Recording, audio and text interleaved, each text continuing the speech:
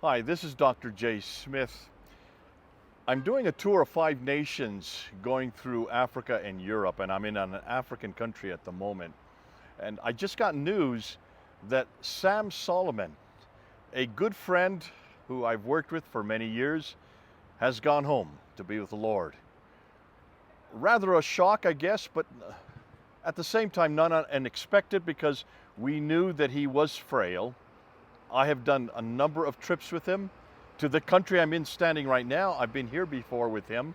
I also was in Brazil, in South America, or about 2 years ago. That was, I think, his last overseas trip, and I was with him.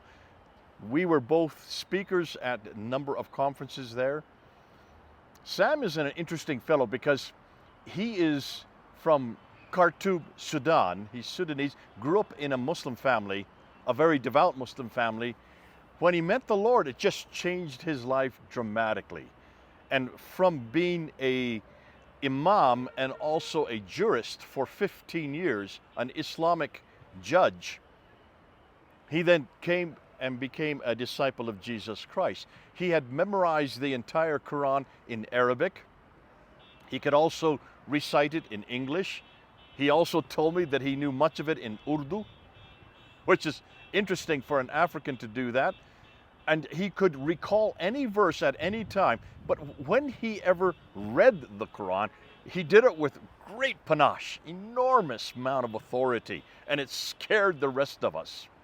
It scared the rest of us when he heard him. He was the only one I knew who could really bring majesty to Scripture, even though this is the Scripture he had left. He did the same thing with the Bible. And when he prayed, my oh my, his prayers could be 10 minutes long. He did one recently, and I remember it was 10 minutes long, and it was an entire sermon. You don't just get a small prayer from Sam. He goes through and he unpacks Scripture. He looks at the material that's in his hand, applies it till today. And that's why, in many respects, he was a prophet. He was a prophet for our times. He not understood Islam intimately, better than probably anybody else I know, because he had been at the highest levels of Islam before he left it.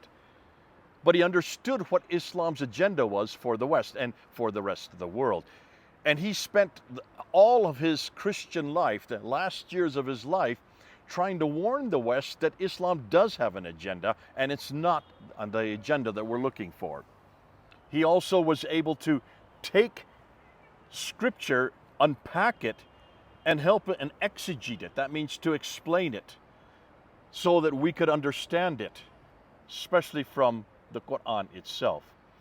Now, he wrote a number of books. I've got some of them listed here. In 2006, actually, he wrote a proposed charter of Muslim understanding, commissioned after the 7/7 bombings that we had there in London, commissioned by Gerard Batten.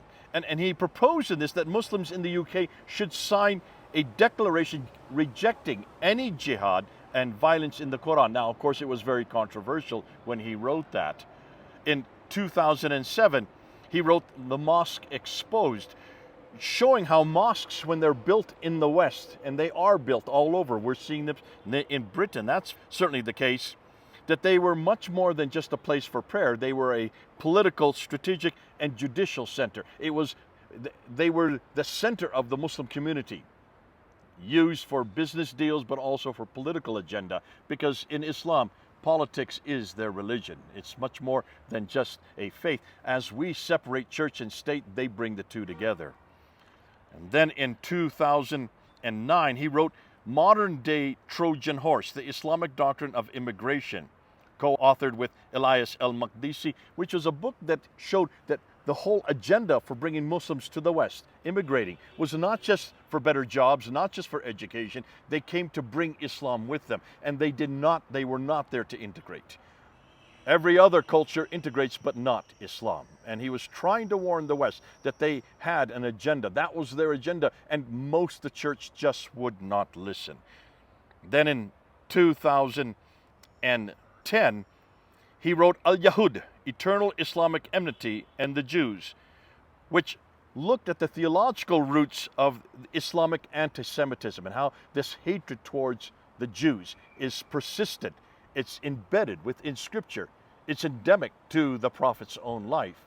and why we needed to be aware that much of what we're seeing right now, the hatred towards the Jews, comes out of this Islamic hatred. Finally, in 2015, he wrote, "Not the same God." Many people were confused. Is the Allah of the Quran the same as the Yahweh of the Bible? Or is the Allah of the Quran the same as the Allah in the Arabic Bible? And he said, absolutely not. We do not share the same God, just like we do not share the same Jesus, just like we do not share the same prophetic line and not the same scriptures.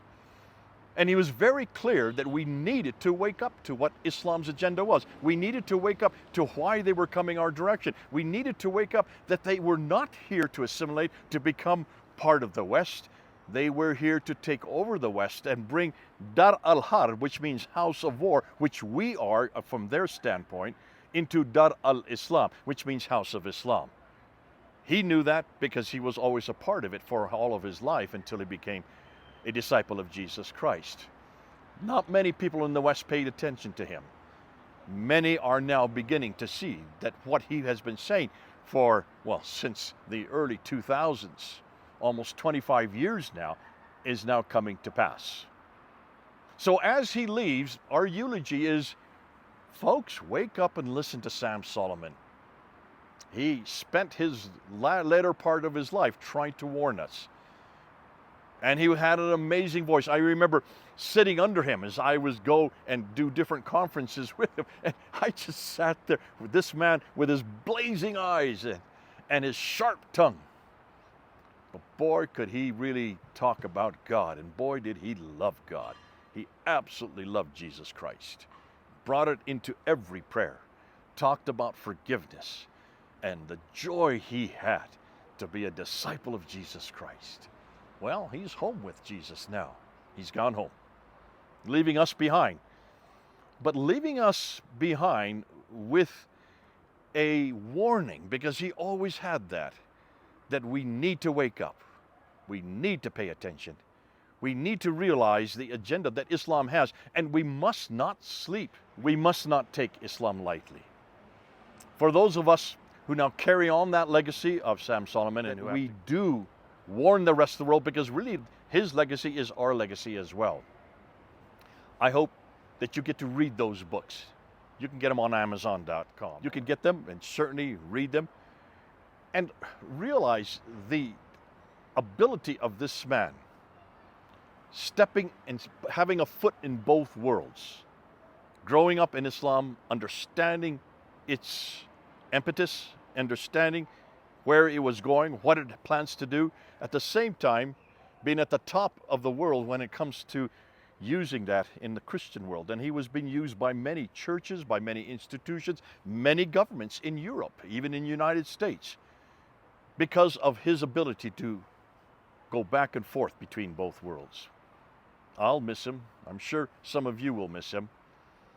But I'm so glad he's home with the Lord that he loved, the God that he served, and the Jesus Christ he couldn't wait to meet.